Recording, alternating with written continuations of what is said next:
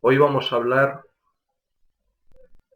de algo que nos va a poder hacer entender del por qué los gnósticos han estado durante tanto tiempo perseguidos. Han sido perseguidos, ajusticiados, quemados, torturados, en suma, exterminados. El fanatismo tiene muchos frentes. Nos pensamos que el fanatismo viene de los regímenes islámicos. No. Nos pensamos que el fanatismo viene del catolicismo, de la Iglesia cristiana. No. Nos pensamos, vamos a englobarlo todo, ¿verdad? Que el fanatismo viene de las religiones en general. Tampoco. No es así. Nos pensamos que el fanatismo se puede evitar en un contexto laico. Y esto es así, o mejor dicho, debería de ser así. Pero evidentemente, si no se confunde el término cuadrilátero laico, el contexto laico, la plataforma laica. Una plataforma laica es una plataforma de tolerancia mutua, donde no se tratan determinados temas para evitar confrontación, con lo cual en un escenario laico podemos entrar todos, gente religiosa, gente espiritualista, gente atea, gente agnóstica, gente escéptica, pero evidentemente cuando tú planteas una plataforma laica como una eliminación, exterminación de la religión y donde sustituyes esta por una antirreligión como es el ateísmo militante, cada cual puede ser lo que le dé la gana. Si yo no me estoy metiendo contra los ateos, estoy diciendo militante y proselitista, tan radical y tan guerrera como los peores fundamentalismos religiosos. Bien, esto es así. Pues empezamos con nuestra charla de hoy, que hemos titulado, vamos a ver cómo la hemos titulado. Ojos invisibles, hereje. Mis queridos amigos,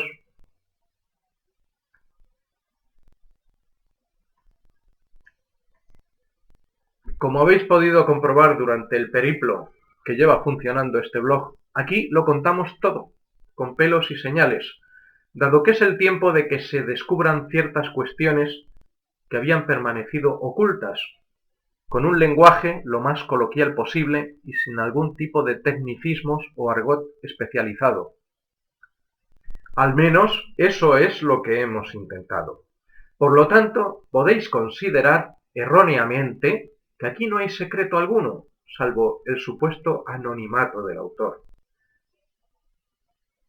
que es más bien, o era más bien, una licencia o estrategia literaria que otra cosa, dado que la mayoría de vosotros, todos, me conoce bien, sabe quién soy, de dónde procedo, lo que hago y a dónde voy.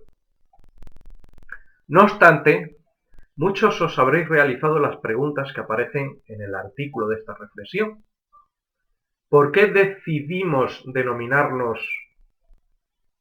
ojos como autor, los invisibles a la página de donde están sacadas estas charlas y sobre por qué autodenominarnos como hereje?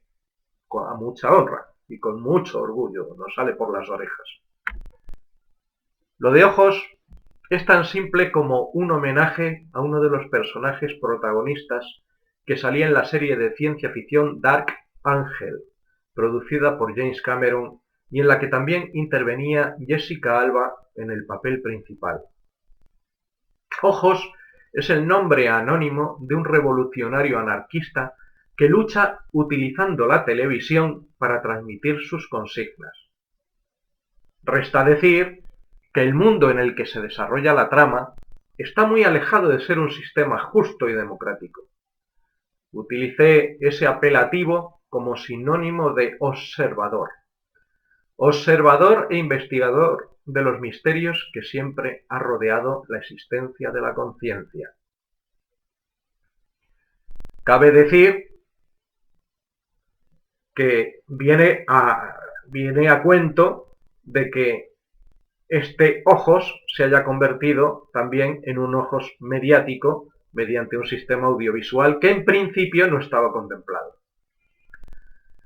El apelativo de Invisibles también es un homenaje a una serie en cómics guionizado por el iniciado e iluminado de la Otto, el escocés Grant Morrison, y que supuso para mí en su día un gran descubrimiento.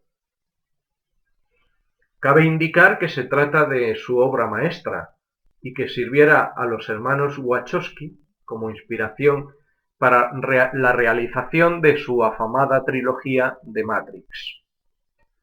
Por supuesto, también se trata de un guiño al Colegio Invisible de los Rosacruces, del cual no somos más que un mísero y humilde estudiante. Lo de hereje era una opción que no podía dejar de mencionar, dado que, aunque nuestras reflexiones deben mucho a la tradición ancestral, sin embargo, difiere en cuestiones fundamentales y que el autor considera de carácter dogmático y en muchos casos trasnochadas. Así como nos consideramos una apátrida en cuestión de religión, es decir, no somos una persona religiosa, dado que a pesar de ser un fiel creyente en una entidad suprema, en la pervivencia del alma, y además un tanto ingenuo, sin embargo, no encajamos en cualquiera de dichas religiones oficiales, dado que todas ellas secuestran una parte de la verdad, la encapsulan en pequeños comprimidos y la ofrecen como doctrina y dogma inmutables. Así, somos herejes respecto a todo pensamiento establecido como inmutable. Erróneamente, se piensa que los maestros del pasado se encontraban en posesión de la verdad absoluta y que con el paso del tiempo ésta ha venido degradando hasta llegar a nuestro tiempo completamente irreconocible. Lo cierto es que toda la información que ellos llegaron a vislumbrar se encontraba como se encuentra hoy, en el libro de la naturaleza, la ciencia, en nosotros mismos. En 10.000 años que la humanidad posee de historia, los avances en la metodología científica han resultado impresionantes y es evidente que hoy poseemos mucha más información que nuestros maestros de la cadena iniciática del pasado. Podríamos decir que el misterio de la existencia es como un inmenso puzzle del que hemos ido cogiendo piecitas, unas veces al azar y otras utilizando la bendita lógica, en libros, por la experiencia, hasta conseguir nuestro actual conocimiento de las cosas. No nos atrevemos a afirmar que el puzzle esté completado. No lo osamos, que esté a punto de completarse. Pero lo cierto es que en la actualidad poseemos muchas más piezas que en el pasado, y algunas de ellas perfectamente encajadas. Debemos, yo el primero, de ser humildes y reconocer que muchos de los axiomas y arquetipos del pasado han quedado obsoletos, y es por ello que debemos acercarnos a supuestos nuevos paradigmas que, sin embargo, han permanecido de forma ininterrumpida en la memoria genética humana desde el origen de los tiempos. Somos conscientes de que no estamos en posesión de dicha verdad. Lo hemos dicho, pero además tampoco queríamos, de algún modo, dar dicha impresión. Durante nuestra búsqueda particular hemos ido desarrollando nuestra pequeña porción del puzzle y que a mí me parece bastante razonable y lógico su provisional resultado. Por lo tanto, en lugar de quedármelo para mí y llevárnoslo a la tumba, he decidido ponerlo al alcance de la máxima gente posible, dado que así las piezas que pudieran faltar o encontrarse mal colocadas, vosotros podríais reconfigurarlas en vuestra particular obra de construcción. Sí, ser hereje es una opción válida, porque lo mismo que le sucede a otras palabras trascendentes como el amor, que han venido siendo utilizadas más bien como un apelativo más de sexo, un auténtico insulto a la más profunda filología, terminando por significar algo muy diferente del concepto original que es caridad. Así, el hereje es un anarquista del pensamiento, un pensador libre de ataduras doctrinales y dogmáticas, permitiéndonos así poder ir más allá en el ámbito del conocimiento, trascender fronteras, de lo que habríamos podido de encontrarnos encorsetados por la camisa de fuerza de alguna escuela de pensamiento concreto, sean estas de carácter religioso, científico, filosófico o altruista. Ya los rosacruces primitivos del siglo XVII lo vieron claro y siempre huyeron de cualquier tipo de dogmatismo, intentando conseguir un perfecto sincretismo entre la multitud divergente de pensamientos que en aquella no tan lejana época se encontraba a su alcance.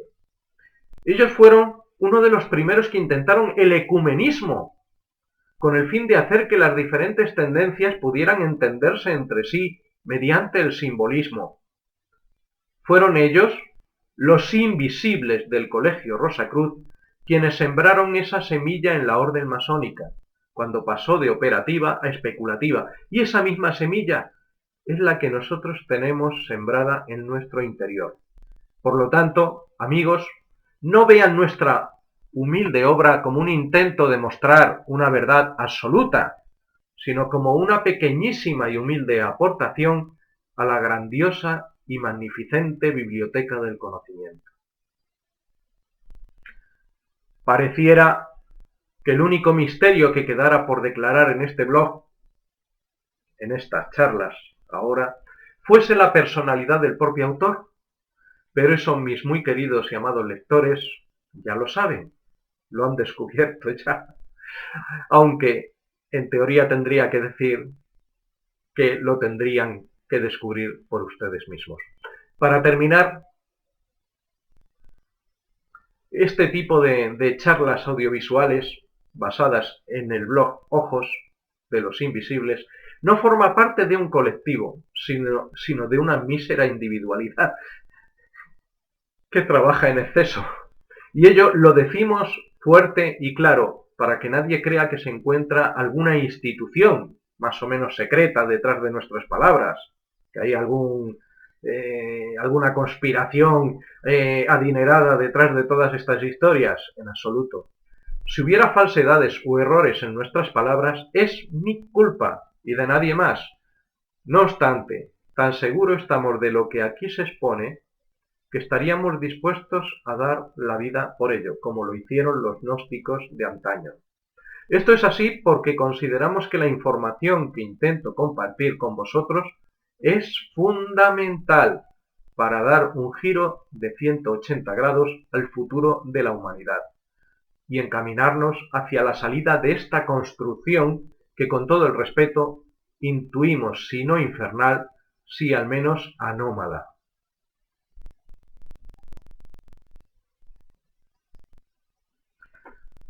Vamos a ver, hoy os voy a traer dos libros. Enseñar el libro de Todd tarot egipcio, que fue escrito por Aleister Crowley, ¿vale? Dice, Aleister Crowley, cuyo verdadero nombre fue Edward Alexander, nació en Leamington, Warwickshire, Inglaterra, el 12 de octubre de 1875 y murió en Netherwall, Hastings, el 1 de diciembre de 1947. Se inició en la Orden Hermética de la Golden Dawn el 18 de noviembre de 1898, asumiendo el nombre de Perdurabo, perduraré hasta el fin. En febrero del año siguiente alcanzó el grado de Practicus y consiguientemente se le confiaron las atribuciones secretas del tarot, especialmente las de los Atu. Fue miembro de la Ordo Temple Orientis, sociedad masónico Rosa Cruz, fundada en 1902 por Karl Kellner. En 1905 fundó su propia sociedad, Lastrum Argentum, a la que se consagró por entero hasta su muerte, escribiendo miles de reglas, rituales, instrucciones y orientaciones para sus discípulos. Usó también los seudónimos de Count Vladimir Zverev, Master Terion, Princes Chioskan y Baphomet. Crowley había deplorado la falta de un texto auténtico del tarot y desde los comienzos de su estudio había deseado fervientemente elaborar un texto digno. Siguiendo las pautas de los manuscritos de la Orden Hermética de la Golden Dawn, escribió un amplio ensayo sobre el tarot, siendo durante mucho tiempo su compañero, guía y objeto cotidiano de investigación. El libro de Thoth, que se presenta al público lector de habla castellana, fue publicado en una edición de 200 ejemplares 3 años antes de la muerte de Crowley. En él, tanto como a un estudio sistemático y una descripción exhaustiva de las cartas, asistimos a una exposición plagada de sugerencias de la filosofía mágica del tarot, sin olvidar sistemas de adivinación.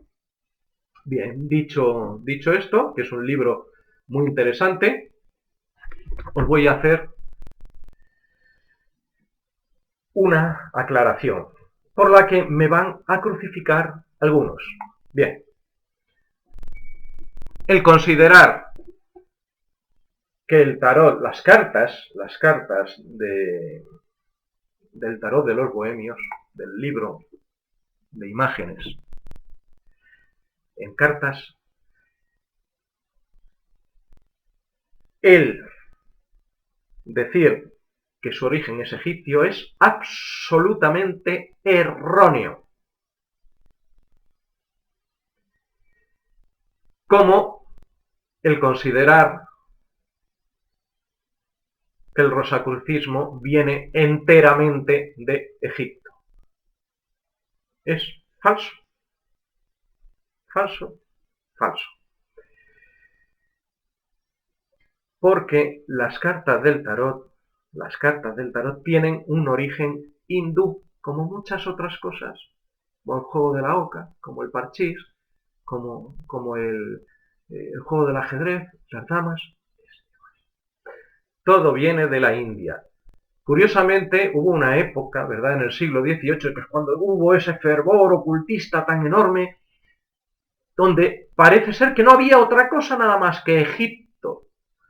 Tenemos, curiosamente, la civilización más antigua de la humanidad sigue aún vigente, sigue viva, y es la civilización hinduista, la civilización hindú, y sobre todo la parte que sobrevive en el sur de la India y que tiene a Kali como su diosa madre. Bien. Aleister Crowley pensaba que algún día se encontraría en la pirámide o en alguna estructura egipcia, pues estas cartas. O sea, él pensaba que incluso el libro de Thoth, tal y como lo conocemos hoy y tal y como se pusieron sus imágenes, estaba incompleto. Es decir, que faltaban todavía ciertas imágenes. Bueno, evidentemente vamos a decir, porque hasta cierto punto Crowley tiene razón, en el sentido de que el libro de Thoth que él diseñó tiene una cierta afinidad con el tarot de los bohemios, es decir, con el tarot de Marsella, con la baraja española, con ese tipo de cartas, pero en realidad él ya lo cambia prácticamente por completo, y aunque sigue denominando a los arcanos mayores y a los menores del mismo modo, pero sin embargo sus dibujos, sus estructuras pasan a tomar un tinte egipcio, como luego han pasado otros muchos tarot, otras muchas barajas, a llamarse barajas egipcias y a tomar contextos completamente egipcios e incluso perdiendo esas denominaciones como el loco, el mago y todo esto que tiene el verdadero tarot. Y como os digo, aunque los historiadores no se quieren mojar, su origen es fundamentalmente hindú, lo mismo que es hindú el origen de los que trajeron estas barajas a Europa, que fueron los gitanos. Bien, ahora os voy a enseñar una auténtica joya. Uy, cómo pesa el ladrillo este. Mira, este es un libro extraordinario. Se trata de un libro que habla de los arcanos mayores del tarot. Fijaros el tamaño que tiene. Es una barbaridad. Y sus hojas no es que sean de papel Biblia, ¿vale? Pero tiene una letra bastante diminuta. O sea, es un auténtico tratado sobre los arcanos mayores del tarot. El autor es, curiosamente, un jesuita.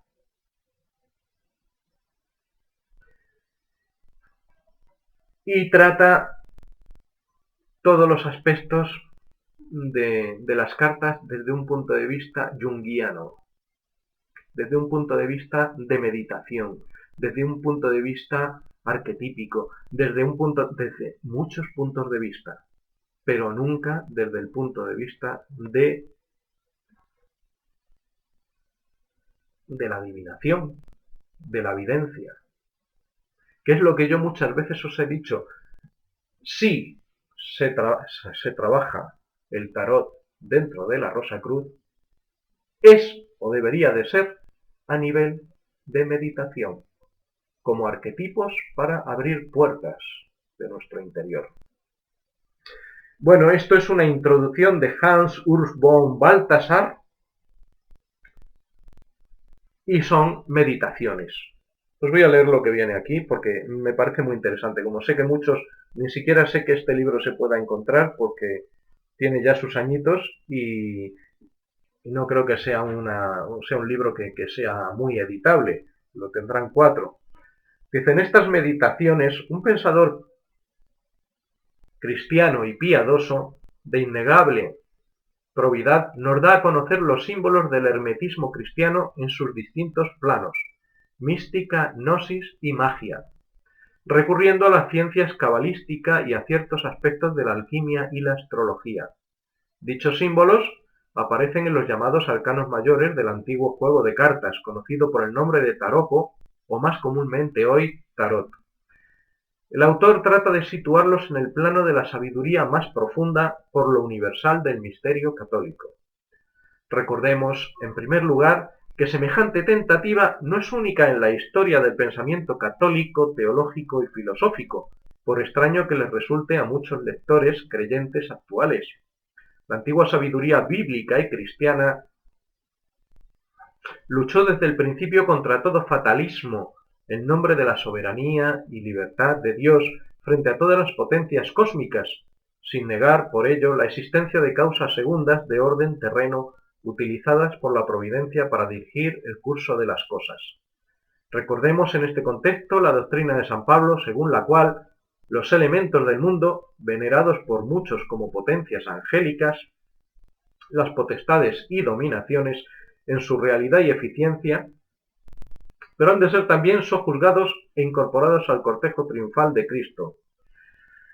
Bueno, es una introducción larga. Simplemente quiero que sepáis que es un arcón de sabiduría y que entiendo que debe de estar en cualquier biblioteca de un estudiante Rosacruz. Pero no de adorno, no para ponerlo de adorno, sino para estudiarlo. Ok, venga. Nos vamos, y ya sabéis, fanatismo y dogmatismos fuera, y si no, colleja el canto. ¿Vale? Venga.